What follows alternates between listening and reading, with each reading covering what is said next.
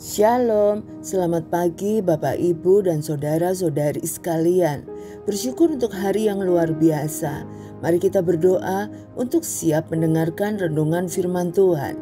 Selamat pagi Bapak. Kami bersyukur untuk penyertaan Tuhan sepanjang malam hingga pagi hari ini kami bangun dengan tubuh yang sehat. Kami siap menerima berkat yang baru pada pagi hari ini. Terima kasih Bapa untuk kebaikan-Mu. Beri kami telinga seorang murid untuk mendengar kebenaran firman-Mu, sehingga firman-Mu itu berakar di dalam hati dan pikiran kami. Firman-Mu adalah pedoman dalam hidup kami. Dalam nama Yesus kami berdoa. Amin. Tema kita pagi hari ini, siapa yang berdosa? Diambil dari Yohanes 9 ayat 1-7. Waktu Yesus sedang lewat, ia melihat seorang yang buta sejak lahirnya. Murid-muridnya bertanya kepadanya, "Rabi, siapakah yang berbuat dosa? Orang ini sendiri atau orang tuanya, sehingga ia dilahirkan buta?" Jawab Yesus, "Bukan dia dan bukan juga orang tuanya, tetapi karena pekerjaan-pekerjaan Allah harus dinyatakan di dalam dia. Kita harus mengerjakan pekerjaan Dia yang mengutus aku selama masih siang. Akan datang malam di mana tidak ada seorang pun yang dapat bekerja.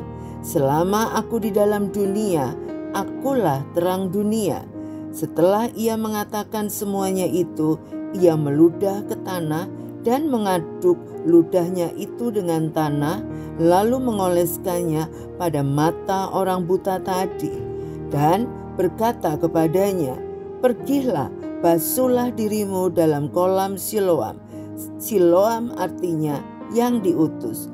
Maka pergilah orang itu, ia membasuh dirinya, lalu kembali dengan matanya sudah melek.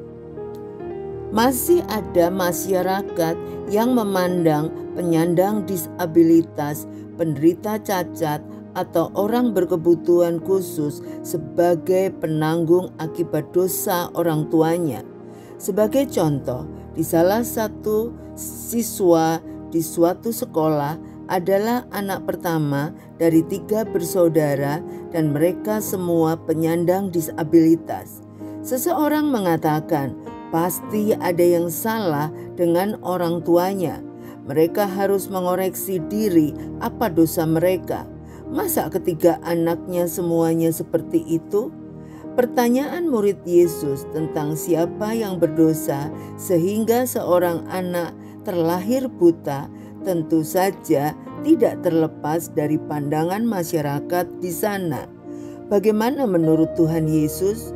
Bukan dia dan bukan juga orang tuanya, tetapi karena pekerjaan-pekerjaan Allah harus dinyatakan di dalam Dia. Jawaban itu mengingatkan kita semua pada tujuan Tuhan menciptakan manusia, yaitu untuk kemuliaan-Nya. Tuhan ingin mencelikan mata mereka, bahkan Dia bisa memakai siapa saja sebagai alat untuk menyatakan kemuliaan-Nya. Tidak semua orang yang mengalami sakit berat disebabkan oleh dosa.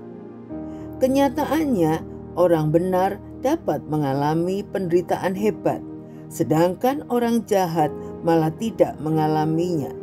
Kiranya kita tidak serta-merta mengaitkan disabilitas dengan dosa, tetapi menyatakan kasih terhadap mereka dengan menyadari bahwa keberadaan mereka adalah agar nama Tuhan dipermuliakan. Kita dapat belajar semakin bersyukur kepada Tuhan atas keberadaan kita dan bersedia dipakai oleh-Nya untuk memuliakan nama-Nya. Masalahnya bukan siapa yang berdosa, namun pernyataan kemuliaan Allah melalui mereka yang menyandang disabilitas. Marilah kita berdoa. Terima kasih Tuhan untuk kebenaran firman-Mu yang selalu mendidik dan mengajar kami untuk selalu tidak mencari kesalahan atau dosa siapa. Kami percaya Tuhan izinkan semua terjadi, sekalipun penyakit yang berat, sekalipun disabilitas atau keterbatasan kita, bukan karena kita berdosa. Karena dosa kita sudah ditebus dengan darah yang mahal di kayu salib. Tetapi Tuhan mengizinkan kekurangan dan keterbatasan untuk memuliakan nama Tuhan. Kami bersyukur Tuhan, kami percaya hidup kami Kau pakai untuk kemuliaan nama-Mu. Biarlah kami tetap kuat di tengah-tengah keterbatasan kami. Ampuni kami tidak mau menghakimi siapapun. Kau menciptakan yang terbaik untuk kami semua. Dalam nama Tuhan Yesus, kami berdoa dan mengucap syukur. Haleluya. Amin. Selamat beraktivitas. Tuhan Yesus memberkati.